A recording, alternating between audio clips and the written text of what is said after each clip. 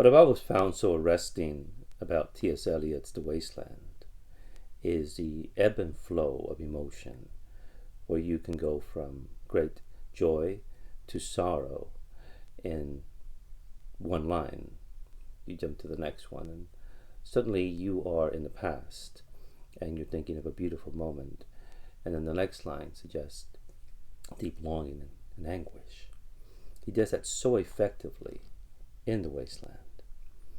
And the first few lines, for example, set it up for you. And it begins with, April is the cruellest month, breeding lilacs out of the dead land, mixing memory and desire, stirring dull roots with spring rain. My copy of The Wasteland has pictures in it that I've added. And this is from the film Notte, Michelangelo Antonioni's movie, starring Gilles Moreau and Marcello Mastroianni. It's my favorite Antonioni movie, and one of my favorite movies of all time. And those of you who have seen this film, then maybe know what I'm alluding to here, is that in this story there is a beautiful letter, a very beautiful love letter, written when in the early stages of a love affair. And when you fall in love with somebody, you have all the mystery, you have the eroticism that takes place with it, and the wanting to understand, wanting to know that other person in every capacity. And it's reciprocal, and if it's an actual love affair between the two of you. And in this film, La Notte, or The Night, is you have a couple that have been together for a while, and they're going through party going and over a night, but there's something already between them that is a problem.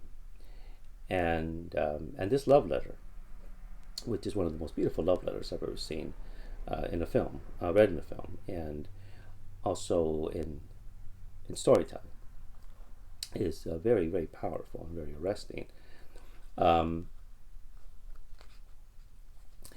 And the film and The Wasteland make me think of two stories which basically complement the poem and the film.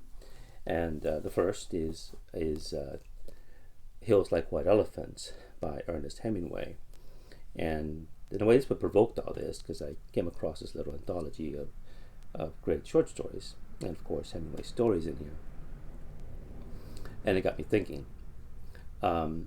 Those of you familiar with Hemingway's story know that it's about a couple, and they are in Spain, and there's a man and a woman. They're waiting for the train, and the woman's looking at the hills, and she thinks they look like white elephants.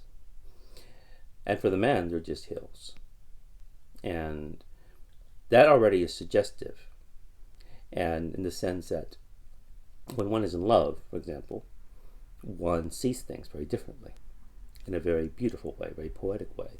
Again, goes back to the erotic in an early relationship, where eroticism is part of it before it just becomes straight sex.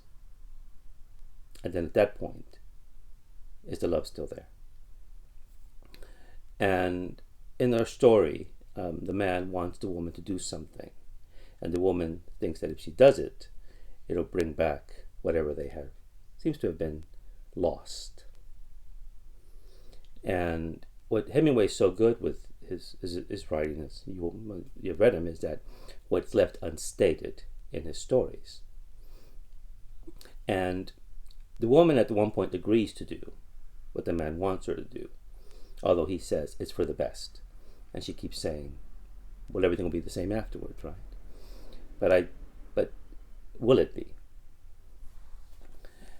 A good companion to this story is this one here. This is a Cuban writer, Cabrera Infante, very much influenced by the writing of Hemingway. And he has a story in here called April is the Cruellest Month.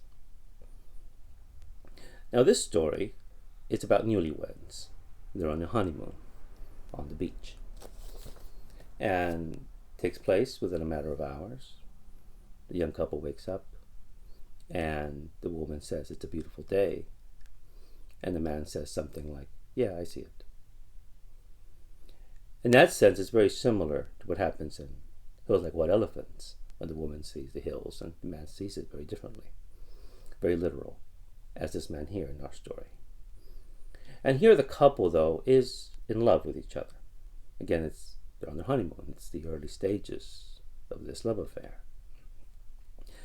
However, there's concerns, and when you read it from the reader's point of view, because of what is said by both of them, or what is suggested about both of them.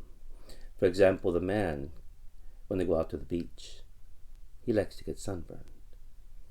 The girl, though, is very sensitive to the sun, and she gets easily sunburned. And then there are questions as to who does the kissing first, a good morning kiss. Who forgot to do it? At one point, the girl suggests, let's go for a walk along the cliffs and look at the sea. And while they're there, she reminds him, you took a picture of me here. And he goes, yes, I did. And then she says something interesting. Don't ever take another picture of another woman here. And he said, why would I do that? Well, one day when you're tired of me and we're divorced. Because you're crazy. We just got married. We're on our honeymoon. I will always love you. Because you will always love me? Yes.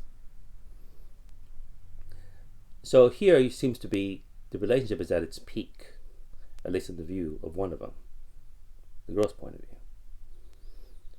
But if it's at this peak, the inevitable is eventually the decline. Now, the ending to this story is very decisive, unlike the one in Hills Like White Elephant, which is ambiguous, but I think the reader can basically think about how it's going to end. I mean, you can think about Casablanca and that final scene between Bogart and Bergman, where we will always have Paris, as if to suggest that's a good thing. But is it? They're both going separate paths. They've decided which way they're going to go. And it's supposed to be something happy, but will it be? Will Bogart think that later on? Will she think that? Is that going to make him feel any better? There's also a decisive ending in La Notte. And what I wanted to do is just read that love letter that's here. And it's a love letter. It's read by one of the characters in the story. I'm going to say who wrote the letter, if you have not seen the film.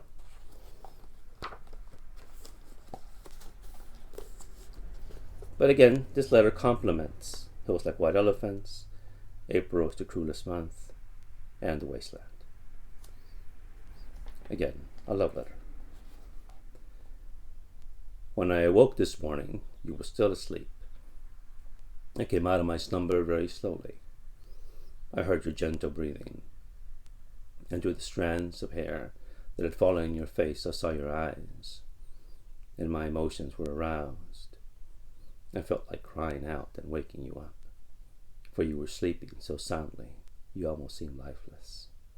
In the shadows, the flesh of your arms and your throat appeared so vibrant, so warm and moist, that I wanted to press my lips against it. But the thought of disturbing your sleep, of having you awake in my arms again, held me back. Instead, I preferred to have something that no one could take from me, something that would be mine and mine alone, an image of you that would be everlasting. Beyond your face, I saw a pure, beautiful vision in which you and I were reflected in another dimensions that encompassed all the years of my life, all the years to come, and even those before I met you, when I was preparing to meet you. That was the most miraculous part of this vision, to feel for the first time that you had always belonged to me, that this night would never end, but would go on forever with you beside me, with the warmth of your body, your thoughts, your willingness united with mine. At that moment I realized how much I loved you, and the sensation was so intense that my eyes began flowing with tears, for I felt that this must never end, that we should remain like this for the rest of our lives, not only to be near one another, but also to feel we belong to each other, a way of life that could never be destroyed by anyone or anything except the torpor of habit, which are our only threat. And then you began to wake up, and still half asleep, you smiled and put your arms around me, and I felt there was nothing to fear, that we would always remain as we were that moment, bound together by something stronger than time, stronger than habit. April. April is the cruelest month of the year. Thank you for viewing.